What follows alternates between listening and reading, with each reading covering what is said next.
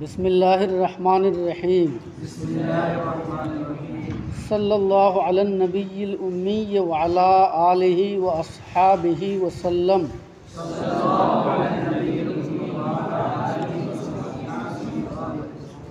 در نعت سرور کائنات علیہ افضل الصلوات۔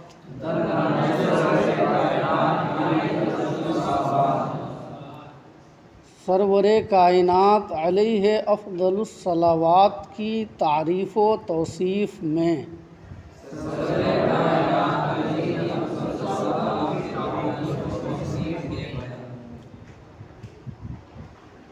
شیخ سعدی علیہ الرحمہ نے بوسطہ میں سب سے پہلے حمد باری کے اشعار پیش کیے ہیں اور اس کے بعد نعت نبی کے اشعار پیش کیے ہیں، پھر اس کے بعد حکایات اور واقعات کا ذکر کیا ہے۔ حمد باری کے تمام اشعار آپ پڑھ چکے، اب یہاں سے نعت نبی کے اشعار پیش کیے جا رہے ہیں۔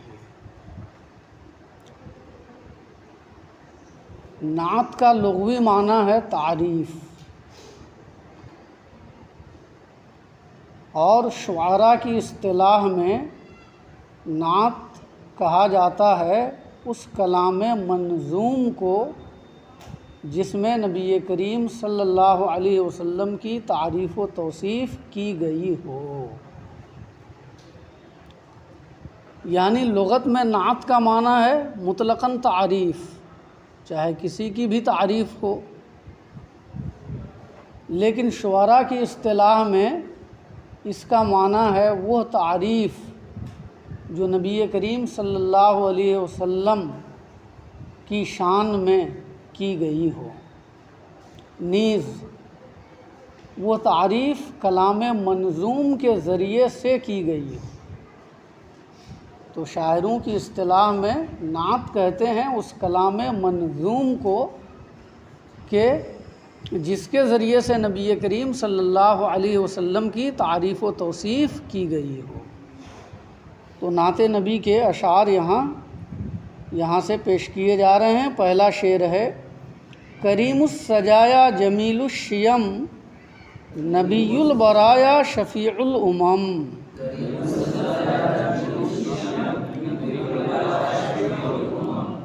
کریم کا معنی ہے شریف، اور سجایا سجیہ کی جمع ہے، اس کا معنی ہے عادت۔ جمیل کا معنی ہے خوبصورت، اور شیم شیمہ کی جمع ہے، اس کا معنی ہے خصلت، ہے نا۔ نبی کا معنی آپ جانتے ہی ہیں، نبی کہتے ہیں اس انسان کو جسے اللہ رب العزت نے جس پر اللہ رب العزت نے وحی فرمائی ہو، سمجھ میں آیا نا، اور جس کے ذمے میں لوگوں کو احکام شرعیہ سے آگاہ کرنا ہو۔ اصطلاح میں ایک لفظ نبی ہے اور ایک لفظ رسول ہے، آیا دونوں کا معنی ایک ہی ہے یا دونوں میں کچھ فرق ہے؟ اس پر بڑی لمبی گفتگو ہے، جب آپ دوسری بڑی کتابیں پڑھیں گے تو اس تفصیل کو آپ جان لیں گے، سمجھ میں آنا۔ اس میں بہت سے اقوال ہیں، لیکن اہل سنت کا قول یہ ہے کہ نبی اور رسول میں فرق ہے، اور وہ فرق یہ ہے کہ نبی کا مفہوم عام ہے اور رسول کا مفہوم خاص ہے۔ اس عام خاص کے فرق کو مختلف الفاظ کے ذریعے سے واضح کیا گیا ہے۔ ان میں سے ایک فرق اس لفظ کے ذریعے سے بیان کیا گیا ہے کہ رسول کہتے ہیں واضع شریعت کو، اور نبی کہتے ہیں حافظ شریعت کو۔ آپ کے معیار کے مطابق اتنی سی گفتگو یہاں پر کافی ہے۔ تو نبی کا معنی سمجھ گئے نا۔ برایا، برایا جو ہے یہ بریہ کی جمع ہے، اس کا معنی ہے مخلوق، اور شفیع کا معنی شفاعت کرنے والا، اور امت کی جمع ہے، امت کا معنی ہے جماعت، گروہ، سمجھ میں آیا نا۔ اس شعر میں جتنے الفاظ ہیں سب کے سب عربی زبان کے الفاظ ہیں، چنانچہ سجایا جو ہے یہ سجیتن کی جمع ہے، شیم شیمتن کی جمع ہے، برایا بریتن کی جمع ہے، امتن کی جمع ہے، شفیع شفیعن ہے نا، کریم کریمن ہے، جمیل جمیلن ہے۔ تمام الفاظ خالص عربی زبان کے ہیں، سمجھ میں نا۔ ترجمہ شعر کا یہ ہے، کریم السجایا جمیل الشیم، شریف عادتوں والے عمدہ خصلتوں والے،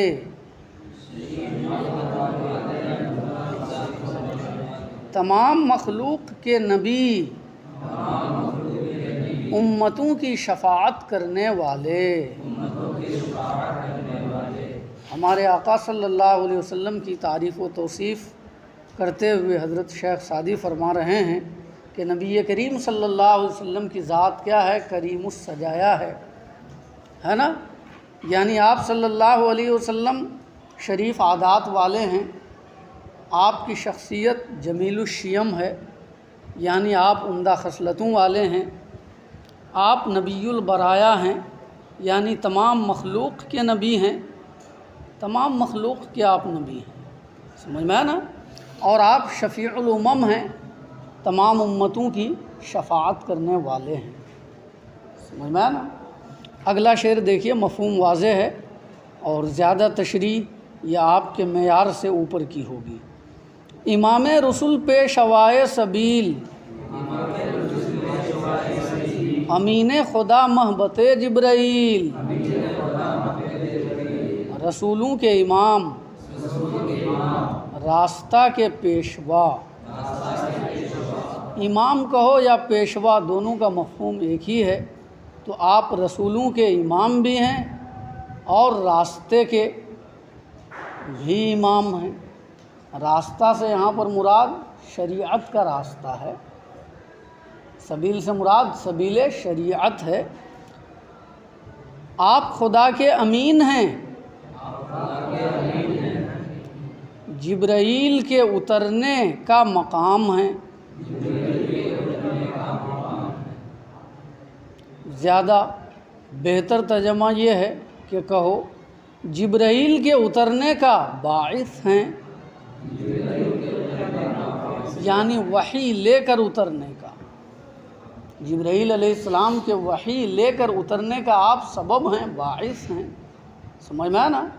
محبت عربی زبان کا لفظ ہے، اس کا معنی ہے اترنے کی جگہ، اترنے کی جگہ، تو لفظی ترجمہ اس طریقے سے، خدا کے امین محبت جبرائیل، جبرائیل کے اترنے کی جگہ، تو اس لیے زیادہ ادب یہ ہے کہ ترجمہ یوں کرو، خدا کے امین اور جبرائیل کے اترنے کا باعث۔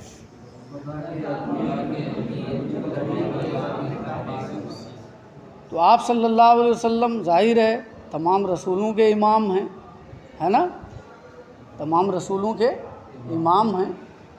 یوں بھی سمجھ سکتے ہو کہ آپ نے شب معراج کے موقع پر تمام انبیاء کی امامت فرمائی ہے کہ نہیں، ہاں، بیت المقدس میں آپ پیشوائے سبیل ہیں، آپ امین خدا ہیں، خدا کے امین ہیں، یعنی وحی اور رسالت اور نبوت ہے نا کہ مقام سے آپ مشرف ہیں، وحی آپ کے پاس آتی ہے اور آپ بعین ہی اس وحی کو لوگوں تک پہنچاتے ہیں، اس میں کچھ بھی کمی بیشی نہیں کرتے، سمجھ میں نا، بعین ہی پہنچاتے ہیں۔ تو وحی الہی ہے نا اور اس کے پیغام کو لوگوں تک پہنچانے میں آپ اللہ کے امین ہیں۔ اگلا شعر دیکھیے، شفیع الورا خواجہ بعث و نشر، امام الہدا صدر دیوان حشر، مخلوق کی شفاعت کرنے والے، قیامت کے سردار، بعث و نشر، بعث کا معنی مردوں کو اٹھانا اور نشر کا معنی ان کو قبروں سے اٹھا کر میدان محشر میں جمع کرنا۔ سمجھ میں آنا؟ تو ان اٹھنے والوں میں اور محشر کے میدان میں جمع ہونے والوں میں آپ کیا ہیں؟ سب کے سردار ہیں۔ ترجمہ آپ اس طرح کر لیجئے جیسے کرایا، خواجہ بعث و نشر، آپ قیامت کے سردار ہیں، مخلوق کی شفاعت کرنے والے ہیں اور قیامت کے سردار ہیں، ہدایت کے امام ہیں اور حشر کی عدالت کے صدر ہیں، ہے نا؟ میدان محشر میں جو عدالت لگے گی اس کے آپ کیا ہیں؟ صدر ہیں۔ سمجھ میں آیا نا؟ کلیمے کے چرخے فلک طور اوست، ہما نورہا پر تبے نور اوست۔ تو پچھلے شعر میں جو خواجہ کا لفظ آیا ہے وہ سردار کے معنی میں ہے۔ کس کے معنی میں ہے؟ سردار کے معنی میں ہے۔ اس شعر کا ترجمہ یہ ہے، ایسا کلیم کہ گھومنے والا آسمان اس کا طور ہے، تمام نور اس کے نور کا پرتو ہے۔ یعنی آپ صلی اللہ علیہ وسلم کی ذات کیا ہے؟ کلیم ہے، کلیم ہے نا؟ موسیٰ علیہ السلام کلیم اللہ ہے نا، اور نبی کریم صلی اللہ علیہ وسلم آپ بھی کلیم ہیں۔ موسیٰ علیہ السلام کو اللہ رب العزت نے مقام طور میں ہم کلامی کا شرف بخشا، اور ہمارے آقا صلی اللہ علیہ وسلم کو اللہ رب العزت نے عرش میں بلا کر ہم کلامی کا شرف بخشا۔ سمجھ میں آیا نا؟ تو موسیٰ علیہ السلام کے لیے جس طریقے سے طور پہاڑ وہ مقام ہے، وہ مقدس مقام ہے جہاں اللہ نے ان کو ہم کلامی کا شرف بخشا ہے۔ سمجھ میں آیا نا؟ اسی طریقے سے نبی کریم صلی اللہ علیہ وسلم، آپ صلی اللہ علیہ وسلم کی شخصیت اتنی عظیم اور اتنی بلند و بالا ہے کہ اللہ رب العزت نے آپ کو یہ شرف، سمجھ میں آیا نا، چرخ فلک میں بخشا ہے۔ کہاں بخشا ہے؟ چرخ فلک میں بلا کر بخشا ہے۔ سمجھ میں آیا نا؟ چرخ فلک کا لغوی معنی تو وہی ہوا کیا؟ گھومنے والا آسمان، لیکن چرخ فلک سے یہاں پر مراد عرش الہی ہے۔ تو ترجمہ سمجھ گیا؟ ایسا کلیم کہ چرخ فلک جس کا طور ہے،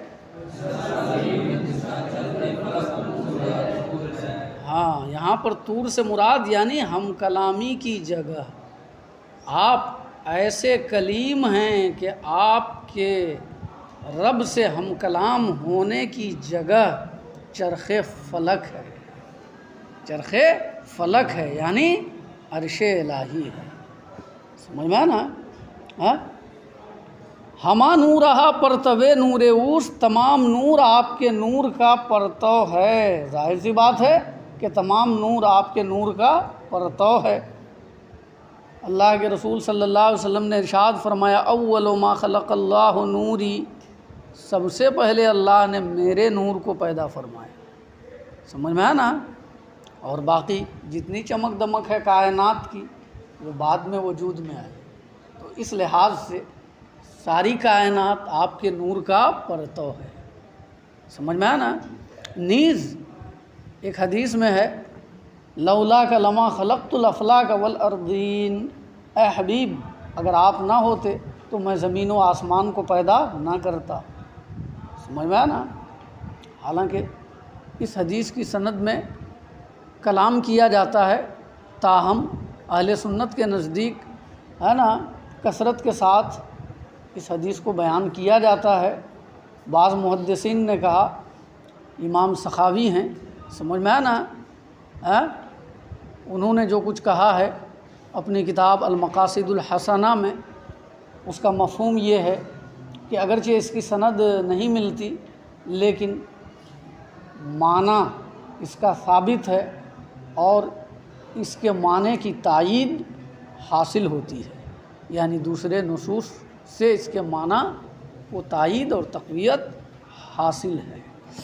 تو لولا کہ لما خلقت الافلاک والارضین، آپ کثرت سے یہ حدیث سنتے رہتے ہیں کہ رب نے فرمایا کہ اے حبیب اگر آپ کو پیدا کرنا مقصود نہ ہوتا تو میں آسمان اور زمین کو پیدا نہ کرتا۔ معلوم یہ ہوا کہ ساری کائنات آپ کے صدقے سے وجود میں آئی ہے۔ سمجھ میں آیا نا؟ وہ جو نہ تھے تو کچھ نہ تھا، وہ جو نہ ہوں تو کچھ نہ ہوں، وہ جو نہ تھے تو کچھ نہ تھا، وہ جو نہ ہوں تو کچھ نہ ہوں، جان ہے وہ جہان کی، جان ہے تو جہان ہے۔